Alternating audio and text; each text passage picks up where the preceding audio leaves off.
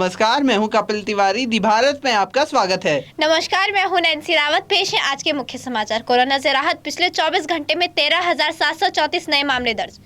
महंगाई पर लोकसभा में वित्त मंत्री का जवाब, देश में मंदी की संभावना शून्य। रिश्वतखोरी के मामले में सीबीआई की 16 जगहों पर छापेमारी। उत्तराखंड में भारी बारिश का येलो अलर्ट जारी, 14 स्टेट हाईवे समेत 229 सड़कें बंद। अब समाचार विस्तार से। स्वास्थ्य मंत्रालय द्वारा रिपोर्ट के अनुसार पिछले 24 घंटे में कोरोना के 13,734 नए मामले सामने आए हैं, जबकि राहत की बात यह है कि आज मामले कल की तुलना में थोड़े कम है। स्वास्थ्य मंत्रालय की ओर से जारी किए गए आंकड़े के मुताबिक देश में एक दिन में 13,000 से ज़्यादा नए केस मिले हैं, जबकि 1 अगस्त को 16,000 से ज़्यादा नए केस सामने आए थे। वहीं 31 जुलाई को 19,000 से ज़्यादा नए केस सामने आए थे। इस दौरान संक्रमण दर 9.3% दर्ज की गई।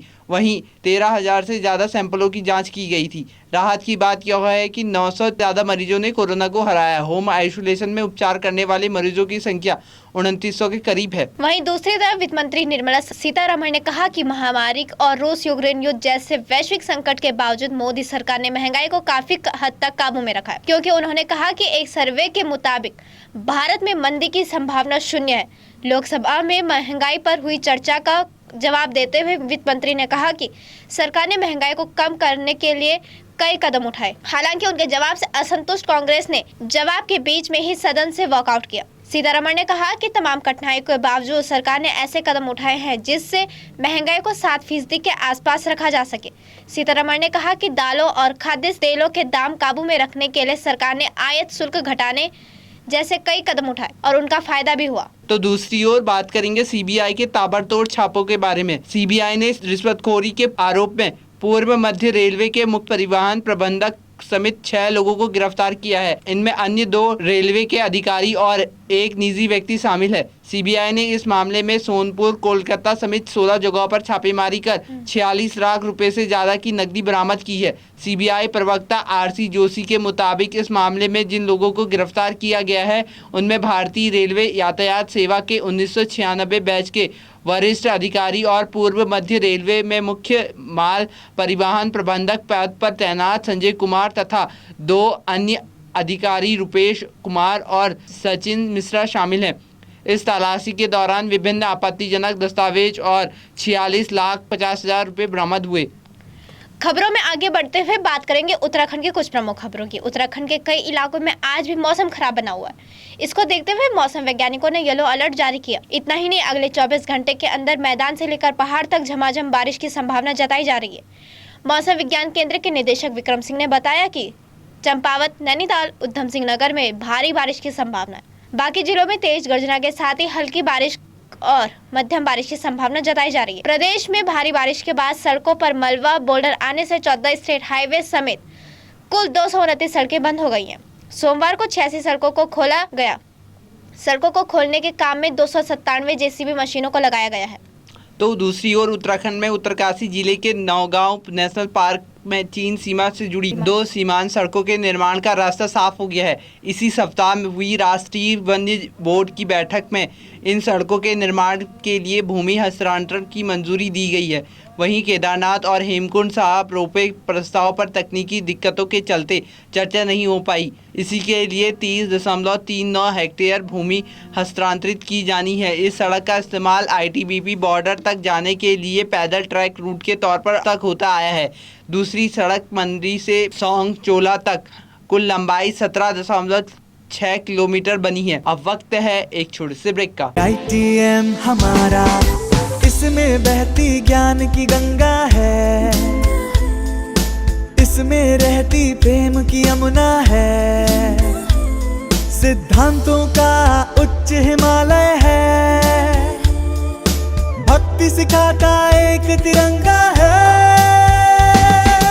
गुरुकुल जैसा प्यारा ये ITM हमारा, सच्चे सपनों सा प्यारा ये ITM हमारा, ITM हमारा, ये इंस्टीट्यूट हमारा, सच्चे सपनों सा प्यारा ये ITM हमारा, ITM हमारा, ये इंस्टीट्यूट हमारा, सच्चे सपनों सा प्यारा ये ITM हमारा। ब्रेक के बाद एक बार फिर से खबरों में आपका स्वागत है। देश भर में गेहूं के बाद अब चावल के दाम बढ़ गए हैं। जून जुलाई में चावल करीब 30% महंगा हो गया। किसी समय 25 रुपए किलो मिलने वाले टूटा चावल आज 30 से 35 रुपए किलो बिक रहा है। इसके साथ ही साबुत चावल की कीमतों में बढ़ोतरी देखी गई है। इस साल भारत में धान की बुआई का रकबा घटा है। बीते जुलाई के आंकड़े के अनुसार इस साल बिहार, मध्य प्रदेश, उत्तर प्रदेश, पश्चिम बंगाल जैसे धान उत्पादक राज्यों में काफी रकबा कम हुआ है। धान की कुल बुआई का रकबा पिछले साल के मुकाबले 13.3% घटा है।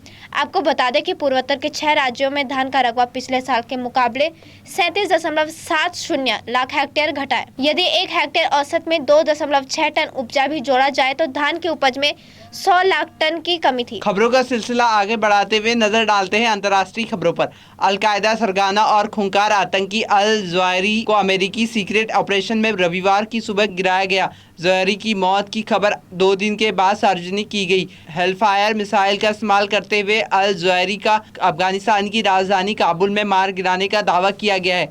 अमेरिकी राष्ट्रपति जो बाइडेन ने खुद इसकी पुष्टि करते हुए एक हवाई हमले के दौरान अल कायदा चीफ अल ज़वाहिरी को मार गिराया गया। टेलीविजन पर संबोधन के दौरान उन्होंने कहा कि इंसाफ हुआ है और आतंकी अब जिंदा नहीं बचा है। इधर अफगानिस्तान की तालिबान सरकार इस अमेरिकी ऑपरेशन की कड़ी निंदा करती है। अफगानिस्तान की तालिबान सरकार प्रवक्ता ज़बीउल्लाह मुजाहिदीन ने अपनी पहली प्रतिक्रिया में अमेरिकी कार्रवाई की आलोचना की है। साथ ही अंतर्राष्ट्रीय मानकों और दोहा समझौते का उल्लंघन करार दिया है। दूसरी तरफ पाकिस्तानी सेना का एक हेलीकॉप्टर सोमवार को लापता हो गया। सेना के मीडिया बिग ट्विटर ने कहा कि एविएशन हेलीकॉप्टर बलूचिस्तान के लातेला में बाढ़ राहत अभियान पर था जब उसका हवाई यातायात नियंत्रण से संपर्क टूट गया। ट्वीट में कहा गया कि बलूचिस्तान में बाढ़ राहत कार्यों की निगरानी कर रहे कमांडर 12 कोर सहित 6 लोग सवार थे। उन्होंने कहा कि तलाशी अभियान जारी है। बता दें कि पाकिस्तान वायुसेना बलूचिस्तान ने बाढ़ प्रभावित इलाकों में बचाव और राहत अभियान सक्रिय रूप से जारी रखे हुए हैं। अभियान के दौरान पीएफ हेलीकॉप्टर बेड़े ने बाढ़ प्रभावित क्षेत्रों में आटा, घी, तेल, चाय और जीवन रक्षक दवाओं सहित 16,996 पाउंड का राहत सामान पहुंचाया। खबरों में आगे बढ़ते हुए बात करेंगे खेल जगत की। बकिंगम में चल रही कॉमनवेल्थ गेम्स 2022 के 4 दिन बीत चुके हैं। भारतीय खिलाड़ियों ने यहां अब तक 9 मेडल अपने नाम किए हैं। इनमें 3 गोल्ड, 3 सिल्वर, 3 रजत पदक शामिल हैं। अब तक हुए इवेंट्स में भारत को वेट लिफ्टिंग में सबसे ज़्यादा 7 पदक हासिल हुए हैं। वहीं बाकी 2 पदक जूडो में हासिल हुए हैं। वेट लिफ्टिंग हरमिंदर कौर ने महिलाओं के 71 किलोग्राम भार वर्ग में कुल 212 किलोग्राम वजन उठाकर कांस्य पदक अपने नाम किया। विजय कुमार यादव ने जूडो में भारत को ब्रॉन्ज मेडल दिलाया। ये पुरुष के 60 किलोग्राम वर्ग के क्वार्टर फाइनल में ऑस्ट्रेलिया के जोशुआ से हार गए। ओलंपिक मेडलिस्ट मीराबाई चानू ने कॉमनवेल्थ गेम्स में भारत को पहला गोल्ड मेडल दिलाया। उन्होंने 49 किलोग्राम कैटेगरी में कुल 201 वजन उठाकर स्वर्ण पदक अपने नाम किया। खबरों में आगे बढ़ते हुए बात करेंगे माया नगरी की। साल 2014 में डायरेक्ट मुरी की फिल्म एक विलन रिलीज हुई थी। इस फिल्म ने अब तक खूब वाह लूटी थी। फिल्म के गानों पर दर्शकों ने खूब प्यार लुटाया। सिद्धार्थ मल्होत्रा, श्रद्धा कपूर और रितेश देशमुख के काम की भी खूब तारीफ हुई थी। एक विलन रिटर्न्स में इस बार मोहित सूरी ने न तो सिर्फ कहानी ली है बल्कि स्टार कास्ट भी नया है। इसी के साथ आज के समाचार समाप्त हुए। धन्यवाद।